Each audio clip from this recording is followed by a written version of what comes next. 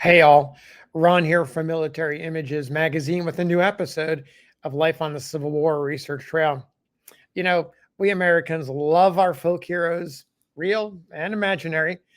Paul Bunyan, the giant lumberjack, roaming the forests of the United States and Canada with Babe the Blue Ox. Johnny Appleseed, the frontier nurseryman. Pecos Bill, the southwestern cowboy, and of course, Davy Crockett, the king of the wild frontier.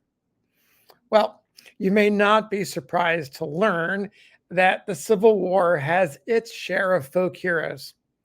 Here's one that I just learned about thanks to Military Images senior editor Phil Spoggy. Our folk hero from the Civil War, his name is Toby, and he served as, quote, a high private in the 1st Regiment of the Mississippi Army, end quote. The story of Toby first appeared just a few weeks before the war began in a newspaper in Oxford, Mississippi called The Intelligencer. The story was reprinted a few times in a couple of other newspapers right around that time period, March, April 1861. Then in 1862, a year into the war, Toby's story appears in a book of humorous works published in New York City.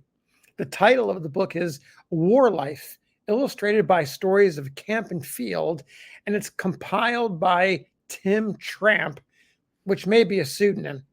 Tim Tramp is described as a compiler, not the author, which suggests to me that he or she did not write any of the material or did write it and is making an extra effort to keep his or her identity a mystery. I can only find a few references to Tim Tramp, and they date from only 1861 and 1862. So I want to share Toby's story. It's fun. It made me smile. And I've illustrated it with an image here. This is Trooper James Lawrence Sechrist, a Mississippian who served in Company C of the Jeff Davis Legion of Cavalry. He sits on his trusty horse, Selah. It's part of the Rick Brown collection. So, without further ado, I want to read to you Toby's story. The title is Toby Tries His Gun. Here we go. Toby is a high private in the 1st Regiment of the Mississippi Army. His company is armed with the breech-loading Maynard rifle, warranted to shoot 12 times a minute and to carry a ball effectively 1,600 yards. Men who fought at Monterey and Buena Vista call the newfangled thing a pop gun. To test its efficiency, Toby's captain told the men they must try their guns.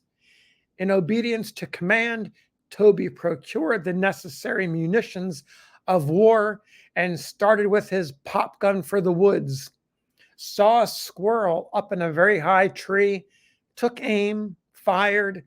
Effects of shot immediate and wonderful. Tree effectually topped, and nothing of the squirrel to be found except 3 broken hairs. Pop gun rose in value, equal to a 4-pounder, but Toby wouldn't shoot towards any more trees, afraid of being arrested for cutting down other people's timber.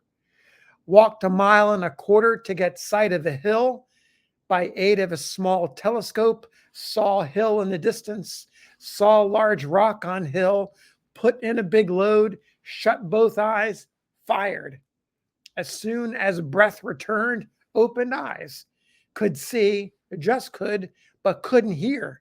At least couldn't distinguish any sounds. Thought Niagara had broke loose, or all outdoors gone to drum beating. Determined to see if shot hit. Borrowed a horse and started towards hill. After traveling 2 days and nights, reached the place. Saw setting sun shining through the hill. Knew right away that's where the shot hit. Went closer and stumbled over rocky fragments scattered for a half a mile in the line of the bullet.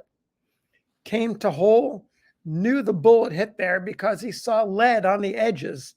Walked in, walked through, saw a teamster on the other side indulging in profane language. In fact, cussing considerable because lightning had killed his team. Looked at a finger directed, saw 6 dead oxen in line with a hole through the mountain. Knew that was the bullet's work, but didn't say so to angry teamster. Thought best to be leaving. In consequence, didn't explore the path of bullet any further. Therefore, don't know where it stopped. Don't know if it stopped at all. In fact, rather think it didn't. Mounted his horse, rode back through the hole made by the bullet, came home, put the gun away, but never told the captain a word about it. To tell the truth, was a little afraid he would think it was a hoax. It is a right big story, boys, said Toby in conclusion, but it's true, short as shooting. Nothing to do with the Maynard rifle, but load her up, turn her north, and pull trigger. If 20 of them don't clear out all Yankeedom, then I'm a liar. That's all. And that's our story for today. Toby, his Maynard rifle, and how he fired a single shot that tore up a tree, and then another shot that tore through a hill, killed a team of 6 oxen, and never stopped.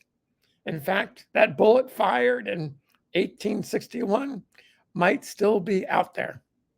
So, I appreciate you listening.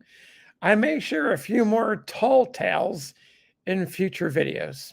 So, again, I appreciate you listening, and we'll see you on the next episode of Life on the Civil War Research Trail.